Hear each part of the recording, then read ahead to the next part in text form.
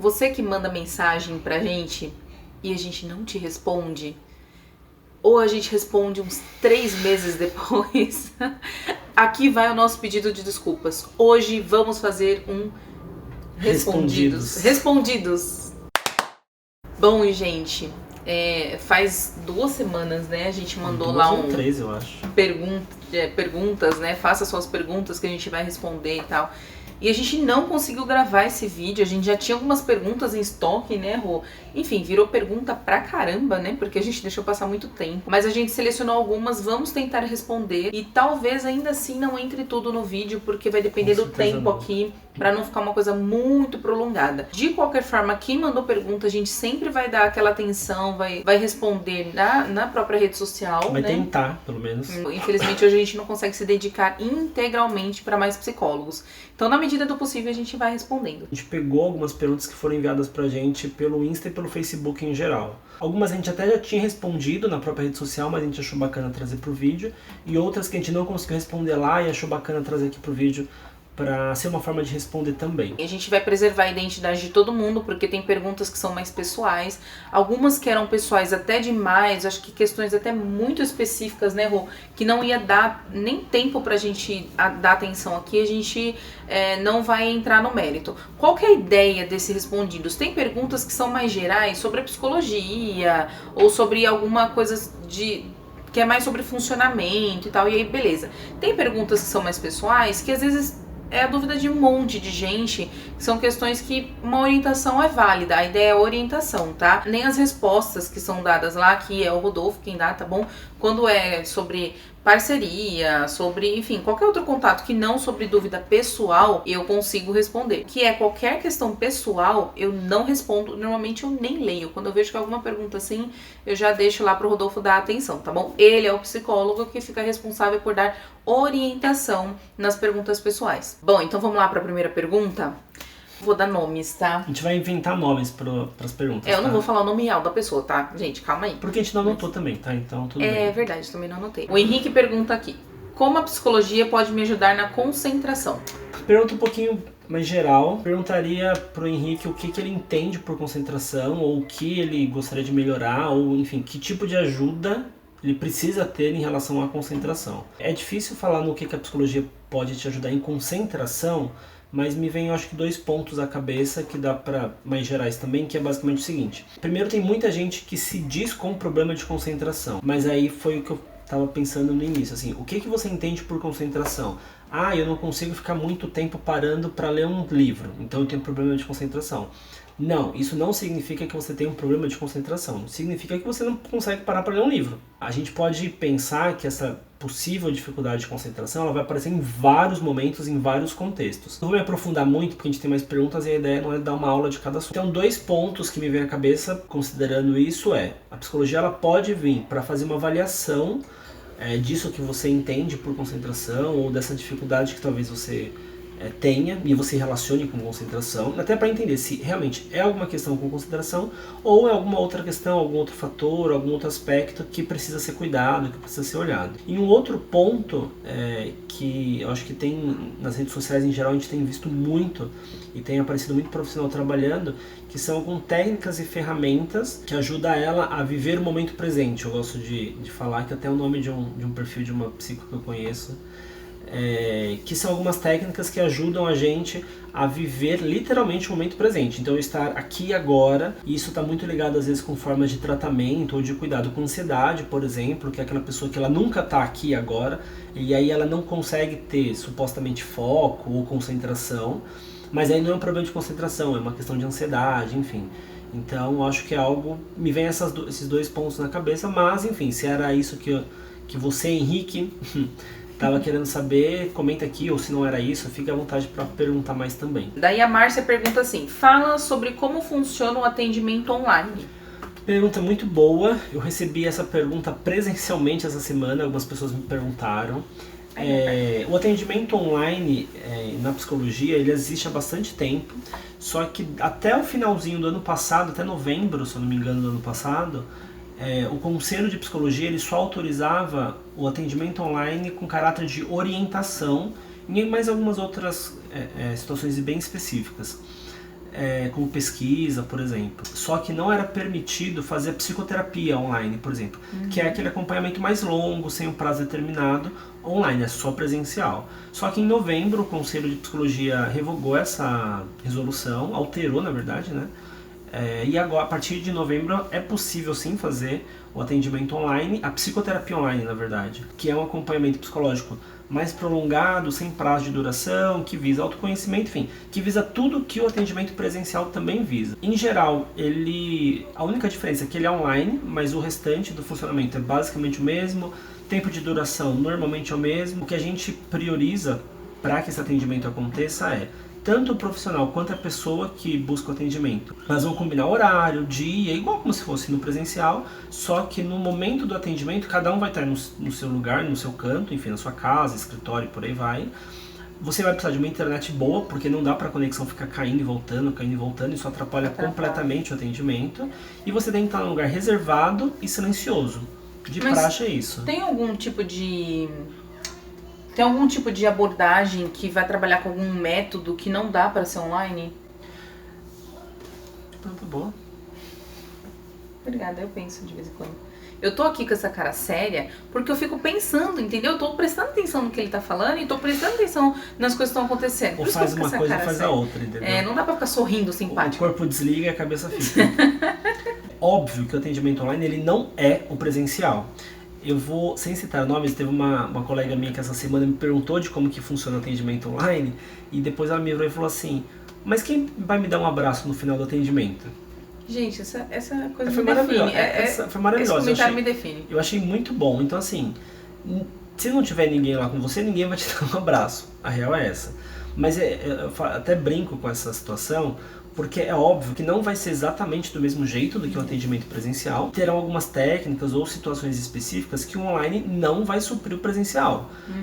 Tanto que o conselho fala que ele autoriza a psicoterapia pelo atendimento online, mas ela não substitui o atendimento presencial. São modalidades diferentes, que aí cada profissional escolhe da forma que pretende atender. Também é muito importante que tem algumas determinadas questões, alguns aspectos que não são recomendados serem trabalhados pela modalidade online, e aí você precisa orientar, você precisa buscar para que essa pessoa faça o acompanhamento presencial, porque no presencial você tem algumas coisas, você tem algumas facilidades, algumas possibilidades que o online não te dá, e vice-versa, na verdade. Vou dar um exemplo bobo, criança.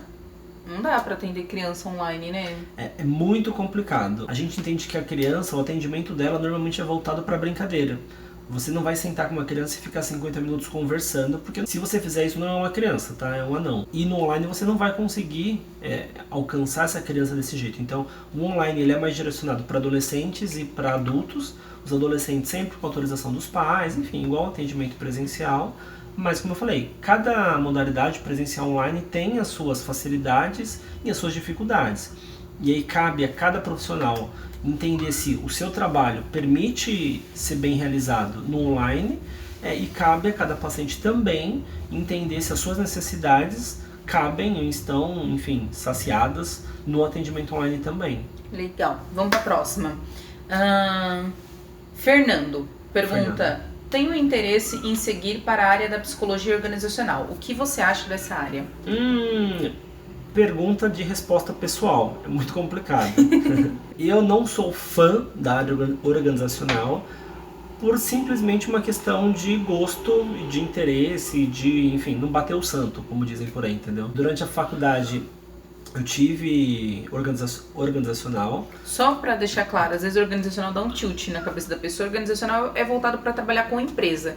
Ele vai trabalhar RH, não só RH, mas vai trabalhar dentro da empresa, né, com ações dentro da empresa. Em geral vai trabalhar em RH, que nada mais é do que recursos humanos. Então, por que o psicólogo trabalha no recursos humanos? Porque ele trabalha com pessoas. Então ele vai trabalhar fazer desde processo seletivo, para contratar pessoas, ele vai trabalhar em processo demissional, ele vai trabalhar fazendo atividades e propostas de motivação para a equipe e por aí vai. Então ele vai trabalhar com as pessoas da empresa. Mas aí voltando então... Voltando eu quando eu estava fazendo psicologia e conhecendo as áreas, eu não sabia exatamente o que eu queria, mas eu sempre quis trabalhar em serviços, enfim, algo voltado para a saúde. E no organizacional, o trabalho não é voltado diretamente para a saúde. Óbvio que você afeta a saúde das pessoas, não tem como você desvincular uma coisa da outra, mas é diferente. O seu cuidado é diferente. Então eu nunca me interessei por trabalhar diretamente na organizacional. Acho uma área interessante, tem muita gente que gosta, que enfim, se dá super bem, que se adapta e tal, mas não é minha realidade. Não posso nem falar muita coisa, porque nunca atuei. Acho que respondendo um pouco assim, talvez para quem... Normalmente a gente recebe muita pergunta de gente que tem interesse em entrar na graduação, em estudar psicologia, e as pessoas perguntam muito o que acha do curso, mas normalmente tem no fundinho ali o interesse sobre o mercado. Acho que a pessoa quer ouvir um assim, nossa, vai, porque é uma área que, olha, você vai se realizar, você vai se encontrar, você vai se... Então, não dá pra dizer isso, né? Não dá pra dizer sobre nenhuma área, na verdade, porque isso é uma coisa muito pessoal, sobre o seu se encontrar nessa área. Então, quando você faz essa pergunta sobre tem interesse em seguir pra área...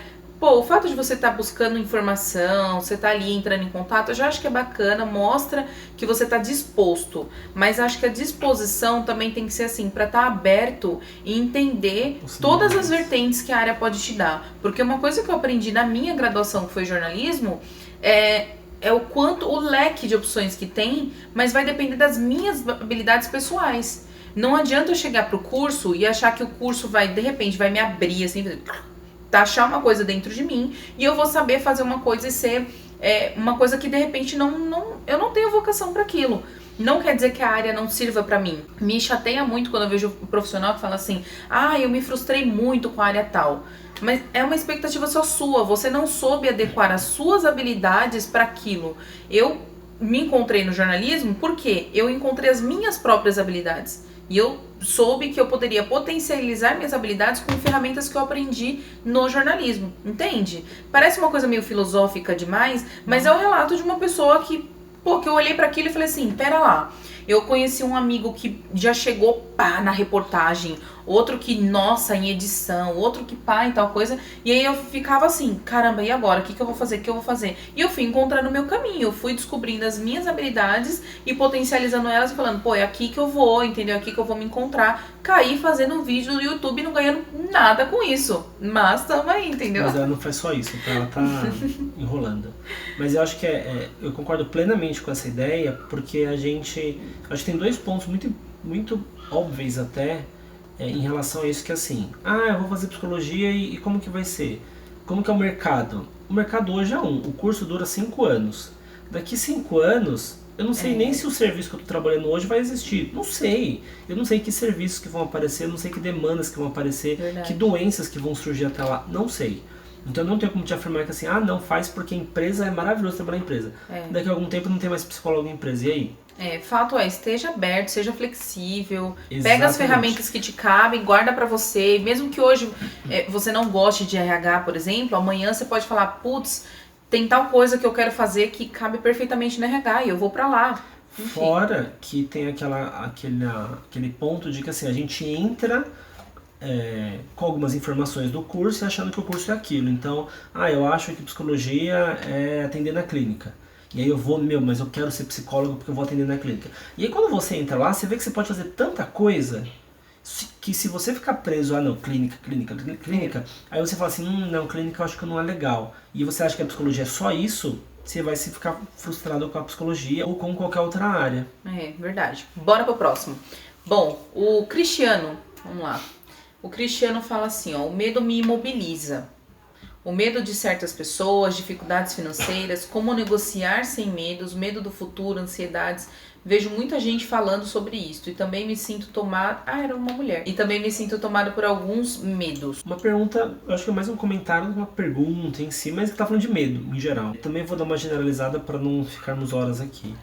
O medo, ele é uma condição natural do ser humano, e é natural porque a gente nasce com essa capacidade de sentir medo, assim como qualquer animal. Qualquer animal ele tem essa sensação do medo. É óbvio que para cada um não é exatamente igual, não é todo mundo que tem as mesmas sensações, não é o mesmo sentimento do medo, mas ele é natural e ele é instintivo, na verdade, né? Quando eu quero dizer natural, ele é instintivo, a gente nasce com isso. O medo ele é instintivo e ele é uma ferramenta de defesa do nosso organismo. Então, o nosso corpo, para se proteger, ele precisa de medo, ele precisa do medo.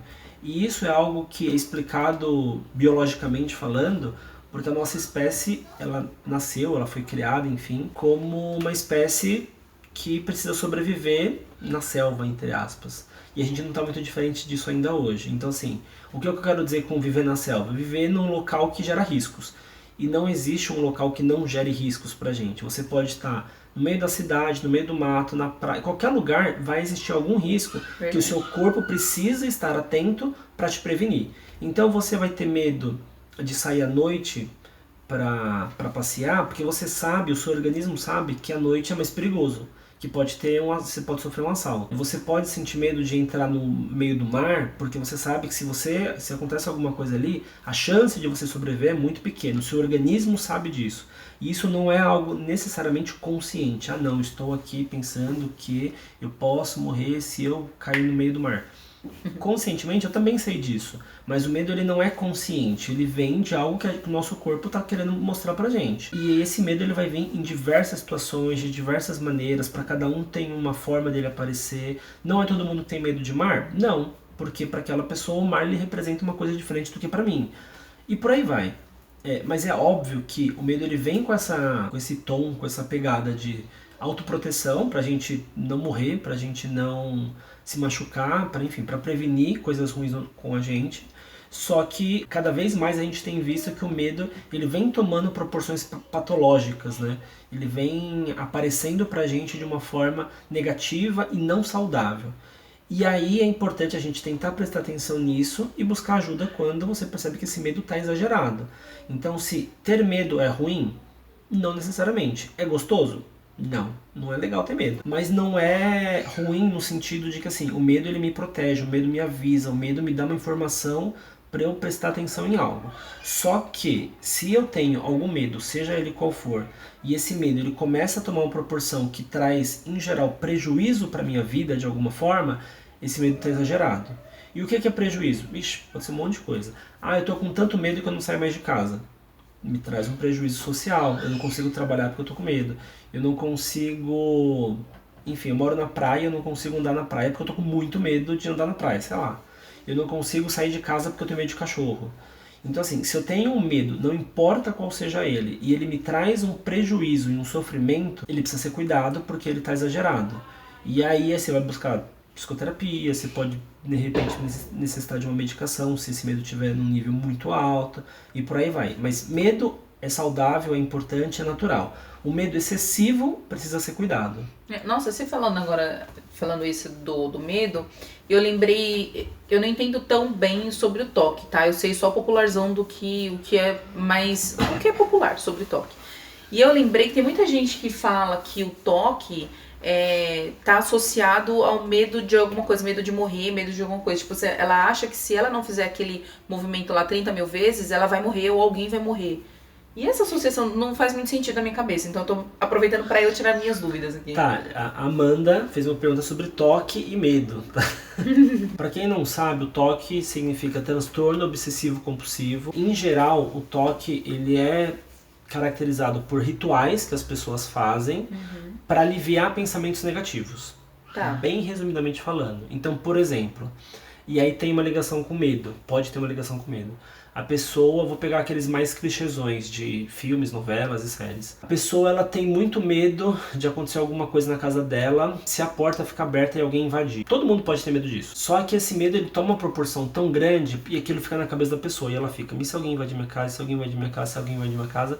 Aí o que ela faz? Tá, o que eu preciso fazer? Eu não quero que ninguém vá na minha casa, então eu vou fechar a porta. Ela vai e tranca a porta. Só que ela trancou a porta, ela deu a volta, entrou no quarto, ela pensa... E se eu não tranquei a porta e eu tô achando que eu tranquei? Alguém vai invadir minha casa e vai acontecer alguma coisa. E ela volta lá pra ver se a porta tá trancada de novo. Então ela começa a desconfiar dela mesma, de algo que ela fez ou não, pelo medo daquilo acontecer. E aí é uma coisa até um pouco óbvia, porque assim, e eu tô com medo de alguém invadir minha casa, porque eu esqueci a porta aberta. Qualquer pessoa que sai de casa e deixa a porta aberta vai ficar preocupada. Qualquer um. Só que aí o que você faz? Você fala assim, muita gente, eu posso sair de casa e falar assim, olha, eu não tranquei, mas eu deixei encostada. Então, ninguém vai perceber que não tá trancada. Então, beleza, eu vou embora, você trabalha, vai, chega em casa, como se nada tivesse acontecido, isso não afeta em nada o seu dia. Isso é uma possibilidade. Tem muita gente que fala assim, melhor eu voltar, né? Vai que... Enfim. Só que isso não é um transtorno. A pessoa volta, fecha a porta, realmente deixei aberta. Ela fecha e vai trabalhar e segue a vida dela. Normalmente as pessoas que têm um toque desenvolvido, ela sai de casa e pensa, deixei a porta aberta, alguém vai invadir minha casa. Ela começa a ficar muito mal, ela não consegue não voltar, ela volta para casa, tranca e isso alivia ela, como qualquer pessoa. Então assim, tranquei, ninguém vai invadir minha casa, posso ir trabalhar. E ela sai, só que na hora que ela sai, anda um pouquinho, ela fala, e se eu não tranquei a porta? Alguém vai invadir. E se eu achei que eu tranquei, mas eu deixei aberta de novo? E aí ela começa a ficar vem um monte de pensamento negativo, que gera um medo nela, e aí ficam, mas se eu não voltar, vão invadir minha casa, e se eu não voltar e de repente invadir, e aí ela volta de novo. Caramba. E isso acontece, depende de cada pessoa, mas a pessoa chega a voltar dezenas de vezes para confirmar, para ver se a porta está fechada, e ela fechou. Em geral, as pessoas que têm toque, elas não têm problema de memória. Elas fecham, só que a incidência de pensamentos negativos é tão alta que ela não consegue controlar, ela fica com medo absurdo e ela precisa voltar e fazer aquele ritual que a gente fala, né, para confirmar e aquilo aliviar o pensamento dela. E isso, existe toque de dezenas de situações, mas em geral são rituais que a pessoa faz. Então eu falei essa de fechar a porta para trabalhar, mas tem muita gente que não consegue dormir porque está com medo com a porta aberta. Então ela deita, peraí, deixa eu ver se eu fechei, vai e fecha.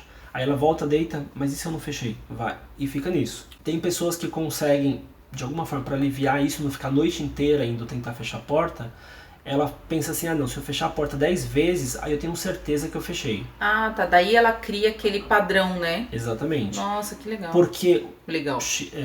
Mas de alguma forma, é a forma que ela consegue lidar pra contornar a situação, porque senão ela vai passar a noite inteira abrindo e fechando a porta. Nossa. Então eu crio, sei lá, número 10 é um número bom. 10, se eu conferir 10 vezes, aí eu posso ficar tranquilo. Então eu vou conferir 10 vezes. Então ela vai na primeira já sabendo que ela vai voltar 10 vezes. Então ela volta na 10ª, não. Conferi 10, então agora eu posso dormir. E ela vai e dorme. Nossa. Agora eu entendi por que o toque desperta tanto interesse. Porque toda vez que a gente pede, sempre vem alguém falar, né? Fala de toque, fala de... Quando fazia live, gente, quando a gente fazia live no Facebook da Mais, era todo mundo pedindo toque toda hora. Agora eu entendi por que tanto interesse. Mas vamos deixar aqui... Quem tiver mais interesse, manda no comentário que aí qualquer coisa a gente faz outro vídeo. Exatamente. Comenta aqui o que vocês acham, se faz sentido, se não faz, enfim. Mais uma pergunta? Vamos. Antes da próxima pergunta, não se esquece de se inscrever no canal, deixa um like e compartilha o vídeo pra galera. Bora. Você faz terapia de casal, se sim, presencial ou online? Não, atualmente eu não faço terapia de casal. Só a nossa, brincadeira. Não. Não faço terapia de casal. Já pensei em muitos momentos da minha carreira. Nossa, minha carreira. Vai, não desdenho. Não desdenho, mas você fala carreira, parece que tem 30 anos que você tá formado. Enfim, já pensei... Quantos anos você tem de formado? 7. Então. Gente, são 7 anos. 7 anos, olha só, com essa carinha de 20. Eu já pensei em alguns momentos em iniciar atendimento de casal, mas desde que eu me formei, eu já voltei, já parei de atender na clínica em alguns momentos porque eu estava fazendo outras atividades. Igual atualmente, eu trabalho em um CAPS infanto-juvenil, que cuida de paciente com transtorno psiquiátrico grave, e me ocupa a semana inteira. Então é difícil eu criar a possibilidade de horários para atender. Então eu tô nessa meio vai e não vai, mas casal não atendo casal. Conheço profissionais que atendem casais, tanto presencialmente quanto online, pelas duas modalidades. Se quiser indicação, comenta aqui que eu posso indicar também. É verdade, gente, aproveitando, a gente faz vários serviços na Mais. A gente divulga profissionais, a gente divulga eventos, divulgamos serviços de outros profissionais também. O que for interessante, que a gente confirma lá, vai dar uma checada ali, né, se é ok, segue todas as diretrizes ali, vamos dizer, não fere nada, pelo menos, né, do conselho. Não é do conselho, né, mas não fere, né, o código de ética. E a gente... indica profissionais também, tá? Então, se você é profissional e quer se divulgar, dá uma conversada com a gente. Nossa forma é uma plataforma colaborativa, tá? Então, você disponibiliza seu conteúdo, você produz um conteúdo legal e a gente divulga, tá? A gente não é que você está gravando para a Mais, mas a gente compartilha o seu conteúdo aqui dentro da Mais, beleza? E se você tem interesse, quer passar com um profissional, ou se você precisa para entrevista para trabalho da faculdade, ou para ir no seu trabalho para fazer para palestra, alguma coisa assim, a gente indica profissional, tá? Todos vão ser o Rodolfo, brincadeira. Não é o Rodolfo. A gente indica profissional na sua região, profissional que tá mais dentro do que você tá pedindo. Se a gente não tem na lista, a gente pesquisa, pede para alguém, para o pessoal enviar pra gente, a gente faz ali um filtro pra passar pra vocês, tá bom? Então, a gente tá aqui pra isso. Por isso que dá um trabalhão lascado, mas a gente gosta. A gente tinha selecionado mais perguntas. Mas o vídeo vai ficar muito grande, então... não dá. Mas a gente vai responder com carinho todas, tá? Então, se você gostou desse tipo de vídeo e gosta que a gente responda a pergunta, deixa aqui embaixo perguntas pros próximos vídeos, que a gente pode retomar, fazer outros vídeos respondendo perguntas. Se a gente não respondeu a sua no Face ou no Instagram, nos perdoe, por favor. Se quiser, cobra de novo. Pode mandar de novo. Fala, não me respondeu, seu sem vergonha. Como eu falei, comenta aqui mais perguntas se vocês tiverem e compartilha o vídeo, porque aí a gente sabe que vocês gostaram, a gente pode fazer mais vídeos nesse sentido também. Então, obrigado por quem acompanhou o vídeo até aqui, espero que vocês tenham gostado. Cuidem-se e até sábado que vem. Até!